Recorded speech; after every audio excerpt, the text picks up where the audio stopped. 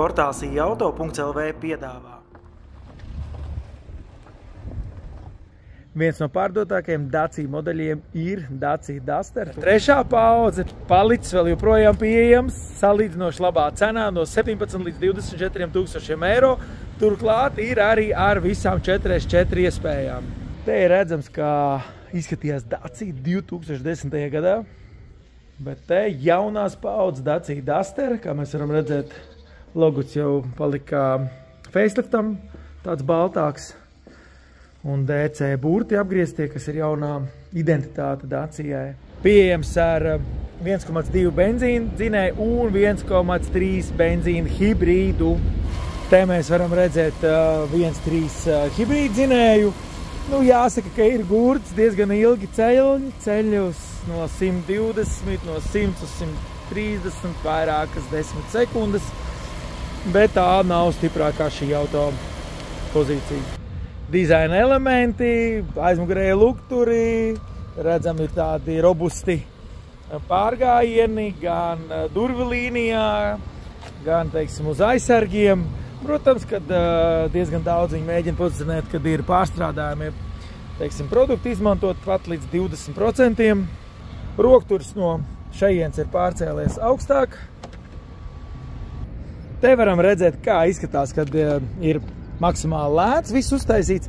Lūk, te ir pat cietā viss plasmas, viss pilns, šits ir no cietā bloka. Un tā ir arī priekšā salonā. Te viss ir ciets. Taču jāatzīst, ka neizskatās tik lēti, lai arī tas tā ir. Salonā ir pietiekoši daudz vietas, kā mēs varam redzēt,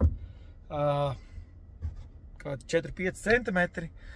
Ir viss krēsls atbīdīts, lai būtu ērti sēdēt. Tur man priekšā celīšiem ir daži centimetri. Slēdzīši vienkārši tas pats priekšā. Aizmugurē ir pat USB-C lādētāji, kaut ko var atlikt. Krēsls aizmugurē tādām maz izteiktām dalījumu iespējām. Tā kā es biju braucis tālāks gabals, bija netika ērta sēdpozīcija, diezgan ātri tomēr noguru braucot. Taču jaunajam Dusteram tas tā vairāk nav. Priekšējais panelis izskatās gaumīgs, arī multimēdijas sistēma ir jauna. Mūsu gadījumā šeit būtībā tikai hibrīdam ir pieejams automātiskā kārba. Tiešām ir šis moments jāatzīmē, ka var redzēt to lētumu, ja tajā cietajā visā panelī, kas te ir. Bet viņš ir uztaisīts kaut kā gaumīgi, tas auto. Ir neizdarības, jā, te arī tas cietais, tu, teiksim, ja tu sāc braukšanu, te izkrīt ārā, šeit telefonu nevajadzētu, te vispār neko nevajag turēt, piemēram, plaukts.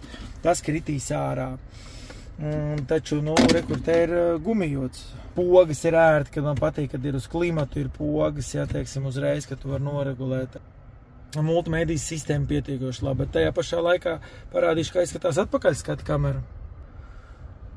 Tā, manuprāt, ir gaužām vāja. Multistūrē, gan kruīzes, gan, teiksim, var galvenās navigācijas telefonu pacelt, nolikt.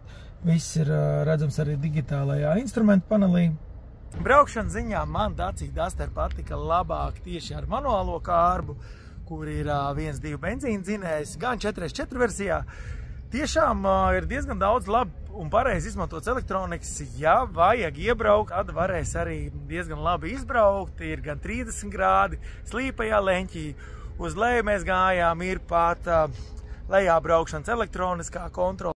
Tā kā daudz šie elektroniskie elementi tiešām palīdz pārvadīt. Tu pat redzi, kā viņš sadala šīs jaudas ar priekšēju un aizmugurējo asi, ja vajag piebremzē kādu no riteņiem, kas negriežās, un jaudu pārliek uz to, kuram ir saķere. Ja tev patīk šis video, piesakoji auto, piespied laiku un droši paskaties, vai zem šī video vari atrast linku, kur būs raksts jau vairāk par tehniskiem, par auto izmēriem un tādām specifiskākām lietām.